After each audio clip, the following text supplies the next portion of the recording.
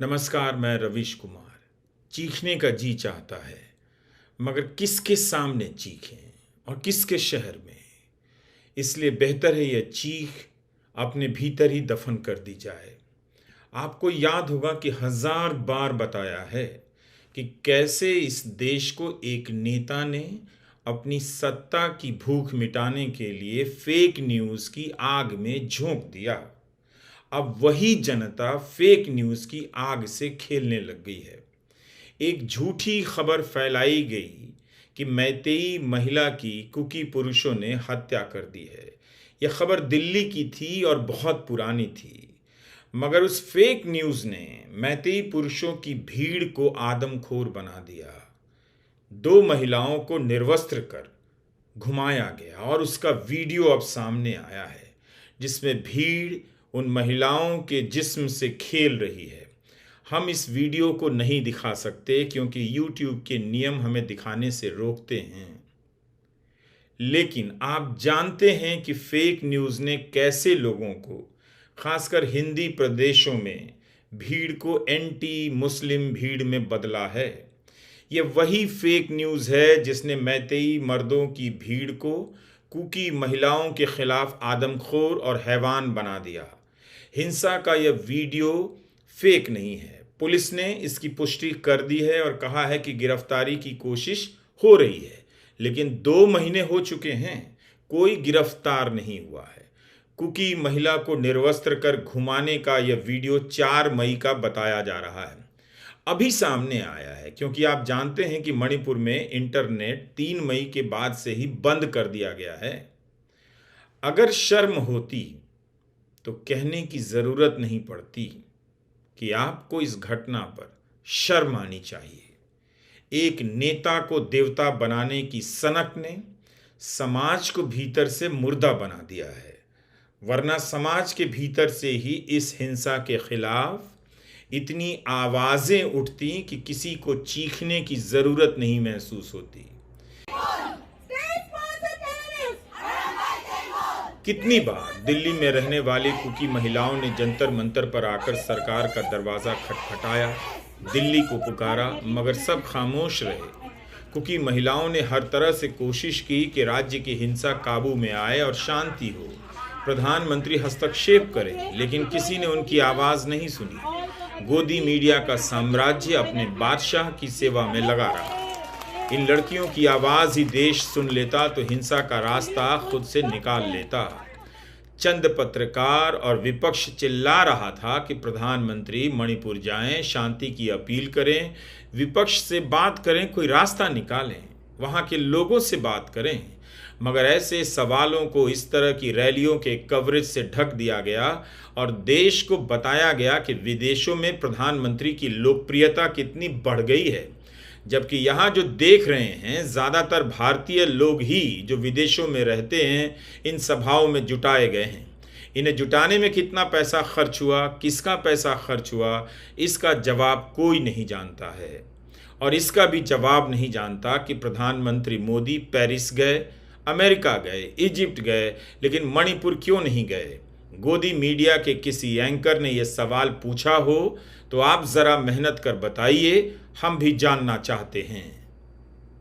प्रधानमंत्री का बयान आ गया है, बोलना पड़ गया, मगर जिस तरह से उन्होंने बोला है अच्छा होता ना ही बोलते। आप उनके बयान को ध्यान से सुन लीजिए।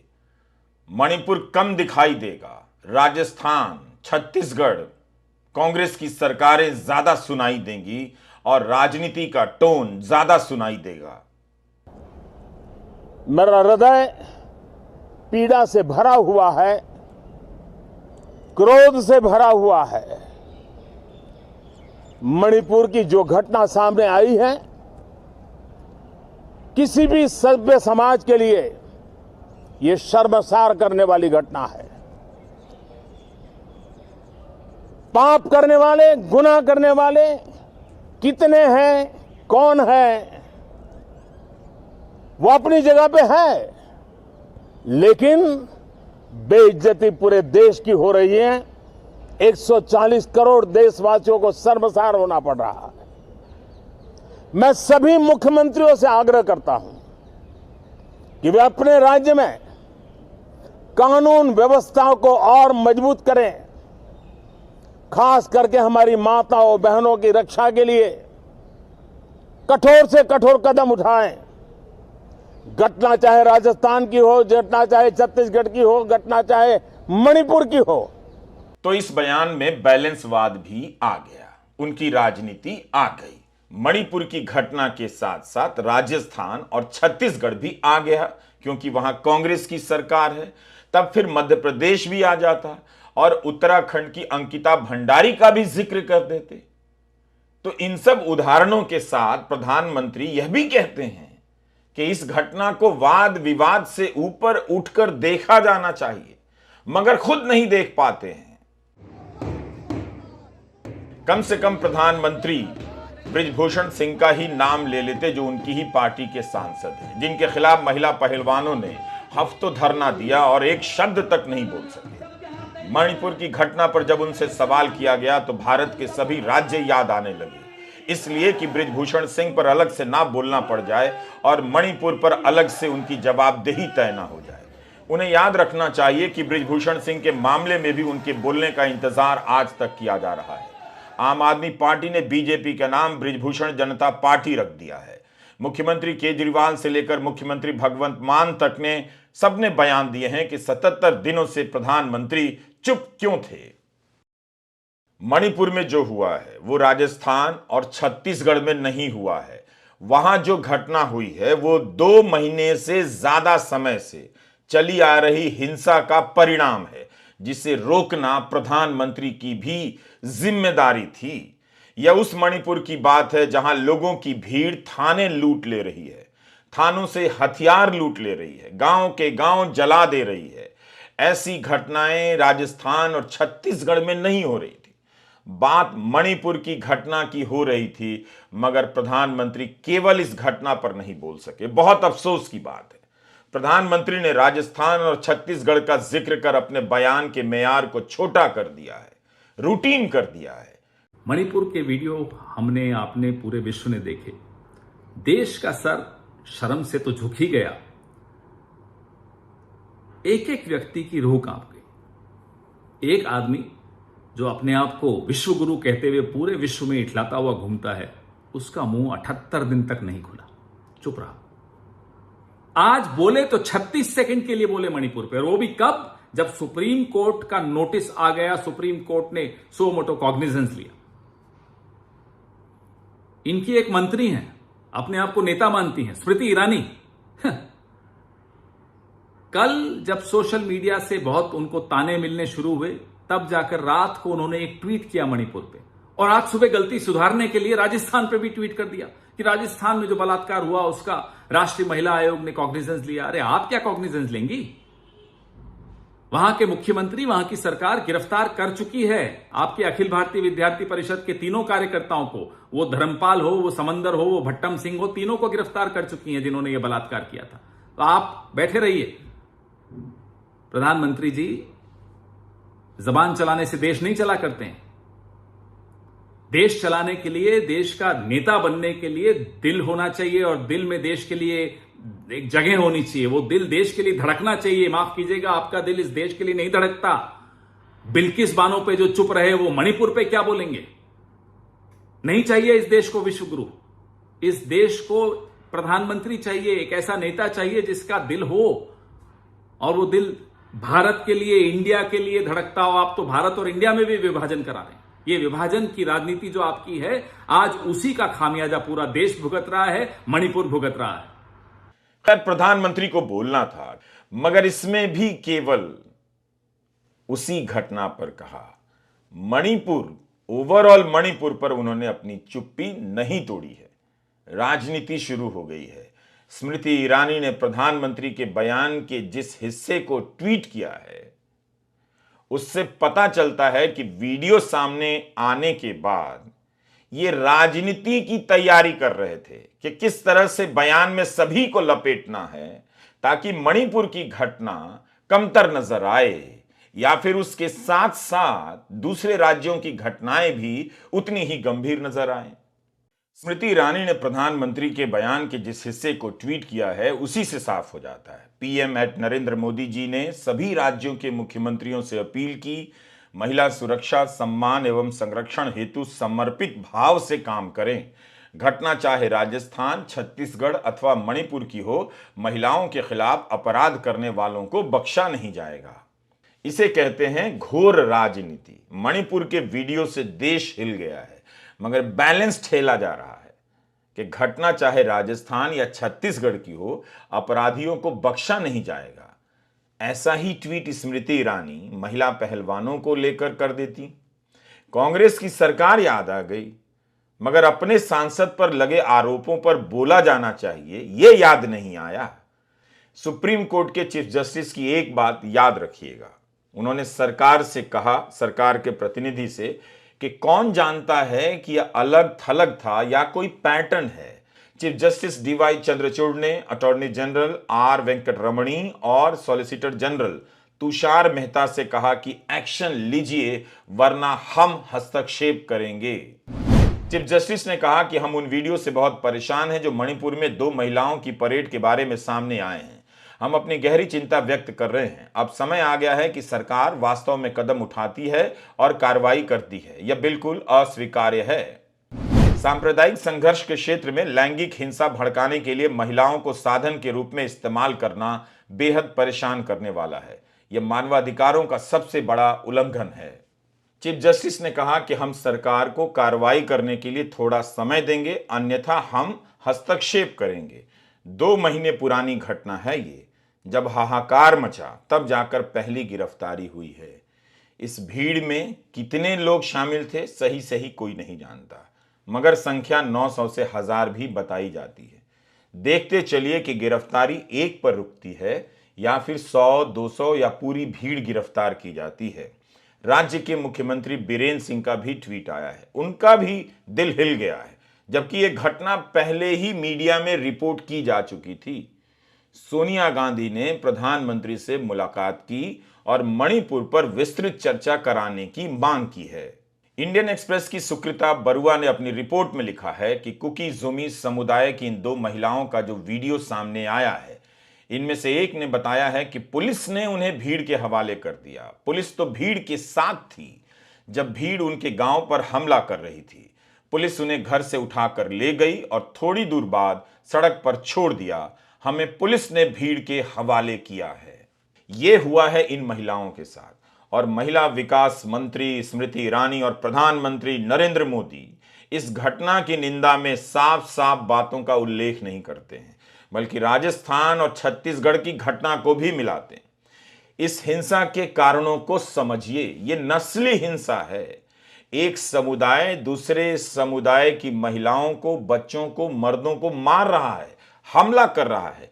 आरोप है कि राज्य की पुलिस मैतेई समुदाय के साथ हो गई है। राज्य की मशीनरी नाकाम है, जो हथियार लूटे गए हैं वही अभी तक सभी के सभी वापस नहीं आए हैं। इसलिए मणिपुर पर चर्चा जरूरी है। लेकिन आज साफ हो गया कि मोदी सरकार के लिए मणिपुर की घटना किस हद तक मायने रखती है। उन्हें इस पर भी ईगो हो गया कि लोगों ने सरकार से सवाल पूछ दिया। आप खुद देखिए कि पीयूष गोयल ने कहा क्या। हम तैयार है चर्चा के लिए, तो मुझे लगता है कि ये डाइवर्जनरी टैक्टिक विपक्ष का चलेगा नहीं। सरकार पूरी तरीके से डिस्कशन के लिए तैयार है, लेकिन विपक्ष चर्चा से भाग रहा है। सरकार ने सदन में घोषणा कर दी है। हमने कल ऑल पार्टी मीटिंग में भी सबको कहा था कि हम चर्चा के लिए तैयार हैं। अब उनकी तरफ से अड़चने आना ये साफ जाहिर करता है कि बंगाल में जिस प्रकार से हिंसा की घटनाएं हमने देखी, इतने सारे भारतीय जनता पार्टी के कार्यकर्ताओं ने अपने जीवन का बलिदान दिया, जिस प्रकार से हम महिलाओं के बहुत ही घृणा के दृश्य राजस्थान में देख रहे हैं, छत्तीसगढ़ में देख रहे हैं, महिलाओं के साथ जो दुर्व्यवहार हो रहा है कांग्रेस शासित प्रदेशों में, उससे भागने के लिए, उससे छुपने के लिए शायद कांग्रेस ने देखा जब सरकार मणिपुर की चर्चा करने के लिए तैयार है तो अब वो भाग रहे हैं चर्चा से, और जिस सदन में वो कार्रवाई नहीं चलाने देना चाह रहे हैं तो उसमें ये नया अड़ंगा डालने का कोई मतलब ही नहीं। कांग्रेस बनाम भाजपा की राजनीति किसने बनाई? कांग्रेस बनाम भाजपा की राजनीति का रूप सबसे पहले प्रधानमंत्री ने दिया, उसे आगे बढ़ाया स्मृति ईरानी ने, और उसके बाद पीयूष गोयल भी अब कांग्रेस की सरकारों का इसमें उल्लेख कर इस राजनीति को आगे बढ़ा रहे हैं। मणिपुर पर चर्चा से कौन भाग रहा है, कौन चुप है? देश देख रहा है। 3 मई से वहां हिंसा हो रही है। प्रधानमंत्री ने शांति की अपील नहीं की, वहां का दौरा नहीं किया, वहां के लोगों से मुलाकात नहीं की। इस भीड़ में इस महिला के दोस्त का एक भाई भी था। जमीन मेरी है, चूंकि संख्या ज्यादा मेरी है, इस राजनीति ने लोगों को आदमखोर बना दिया है। आप हाउसिंग सोसाइटी के अंकिलों, एनआरआई अंकिलों से पूछिए कि मणिपुर में जो हुआ उसके लिए कौन जिम्मेदार है, किस तरह की राजनीति जिम्मेदार है, जो लोगों को इस दुस्साहस से भर देती है कि वे किसी महिला को निर्वस्त्र कर दें और घुमाएं और उसके शरीर के साथ जो चाहें वो करें। आप मानेंगे नहीं, क्योंकि आप फंस गए हैं। आप इस राजनीति से अब बाहर नहीं निकल पाएंगे। जिस राह पर आप 10 साल पहले चले थे, उस राह पर पीछे लौटने का रास्ता तो है, मगर दरवाजा बंद कर दिया गया है। आप कभी भी लौट नहीं सकेंगे। दिल्ली में कुकी महिलाएं प्रदर्शन करती रहीं। वे तो गृहमंत्री के घर के बाहर भी पहुंच गई थीं। हर जगह संयम का परिचय दिया, लोकतांत्रिक तरीके से प्रदर्शन किया, लेकिन जल्दी ही सरकार ने इस मसले को भुला सा दिया। किसी को पता नहीं कि मई के आखिर में अमित शाह ने मणिपुर को लेकर जो ऐलान किया उसका क्या हुआ। हर जगह बहुमतवाद की राजनीति, जमीन पर एक जात एक धर्म के कब्जे का दावा, समाज के अल्पसंख्यकों को बाहरी घोषित करने की दादागिरी, यह राजनीति हिंदी प्रदेशों में एंटी मुस्लिम के रूप में फैल रही है। यही राजनीति मणिपुर में एंटी कुकी के रूप में हैवान बन चुकी है। धर्म के नाम पर पहचान की राजनीति ने आपके नेता को तो देवता बना दिया, मगर बदले में आपके बेटों को दंगाई बना दिया है। यही वो राजनीति है जिसकी चपेट में आने वाली जनता भीड़ में बदल जाती है और भीड़ के हिसाब से राज्य और देश पर दावा करने लग जाती है। संविधान और कानून का सम्मान करने की बात तो दूर ही है। महिला व विकास कल्याण मंत्री स्मृति ईरानी, जब यह वीडियो सामने आया तो बहुत सी महिला पत्रकार और सजग नागरिक अपने आप को रोक नहीं सके। मंत्री जी को टैग कर ट्विटर पर पूछने लग गए कि अब तो आप बोलिए। उन्होंने मंत्री जी से सवाल करना शुरू कर दिया कि कैसे चुप रह सकती हैं, वे महिला विकास मंत्री हैं, चुप रहने से बेहतर है वे इस्तीफा क्यों नहीं दे देती हैं। तब जाकर मंत्री जी ने ट्वीट किया कि उन्होंने मुख्यमंत्री बीरेन सिंह से बात की है। बीरेन सिंह ने आश्वासन दिया है कि जांच चल रही है और किसी को नहीं छोड़ा जाएगा। लोगों ने सवाल पूछना शुरू कर दिया कि 2 महीने हो गए, इस एफआईआर के 2 महीने हो गए और इस घटना के 2 महीने से अधिक हो रहे हैं, आज तक एक गिरफ्तारी नहीं हुई है। तो इस तरह से मंत्री ट्वीट कर अपनी जिम्मेदारियों से बचने का प्रयास करते हैं, जबकि जनता उनसे पूछ रही है कि आप क्यों नहीं शिविरों में जाकर महिलाओं की हालत का जायजा लेने की कोशिश करती हैं, क्यों नहीं गई आप। स्क्रोल के अरुणाभ सैकिया की रिपोर्ट आप पढ़ सकते हैं और पूछ सकते हैं कि ऐसी रिपोर्ट उन खरबपतियों के चैनल पर क्यों नहीं आती जो बड़े बड़े दावे करते हैं कि भारत में ग्लोबल चैनल बनाएंगे। अरुणाभ सैकिया ने लिखा है कि कुकी महिला से कहा गया कि अगर उसने कपड़े नहीं उतारे तो हत्या कर दी जाएगी। 21 साल की उस महिला ने जो हिंसा झेली है, जिसकी पुष्टि पुलिस ने की है, एफआईआर से भी होती है। तब महिला विकास मंत्री स्मृति ईरानी ने मुख्यमंत्री को फोन क्यों नहीं किया। महिलाओं के साथ हिंसा को लेकर कब से खबरें छप रही हैं, तब स्मृति ईरानी ने फोन क्यों नहीं किया। 21 साल की यह महिला मैतेई भीड़ से बचने के लिए भाग रही थी, भीड़ ने उसे पकड़ लिया। एफआईआर में एक महिला के साथ बलात्कार का भी मामला दर्ज है। 18 मई को एफआईआर हुई है, 2 महीने बीत गए, कोई गिरफ्तारी नहीं हुई। अरुणाभ सैकिया की इस रिपोर्ट की और भी डिटेल है। सवाल है कि ऐसी कई रिपोर्ट छप गई हैं। कई पत्रकारों ने लगातार सवाल उठाए हैं कि सरकार ने क्यों नहीं बोला, प्रधानमंत्री ने शांति की अपील क्यों नहीं की, स्मृति ईरानी ने वहां का दौरा क्यों नहीं किया, क्यों नहीं वहां की महिलाओं से बात की। दिल्ली में जो कुकी महिलाएं प्रदर्शन कर रही थीं, उन्हीं को बुलाकर अपने घर पे, अपने दफ्तर पे उनसे बात करती, तो कम से कम लोगों में यह संदेश जाता कि सरकार सुन रही है। वो कुछ नहीं कर पा रही है, लेकिन कम से कम उनकी बातों को सुन रही है। प्रिंट की यह रिपोर्ट सोनल मथारू और अनन्या भारद्वाज की है। 12 जुलाई को आ गई थी, तो इसकी सूचना स्मृति ईरानी को क्यों नहीं पहुंची होगी? यह कोई साधारण खबर तो थी नहीं। इसकी हेडिंग है कि कोई मणिपुर में बलात्कार के बारे में बात नहीं करना चाहता है, इसे लेकर चुप्पी है। इस रिपोर्ट में भी उस घटना का जिक्र है जिसका वीडियो सामने आया है। गुजरात के सांप्रदायिक दंगों में देखा गया है कि धर्म के नाम पर बदला लेने के लिए औरतों को निशाना बनाया गया, उनके साथ बलात्कार हुआ। बिल्किस बानो के केस में जब बलात्कार के मामले में सजा पाए अपराधी समय से पहले रिहा कर दिए गए, तो आप जानते ही हैं कि किसकी राजनीति खेमे के लोग उन बलात्कारियों को फूल माला पहनाने गए थे।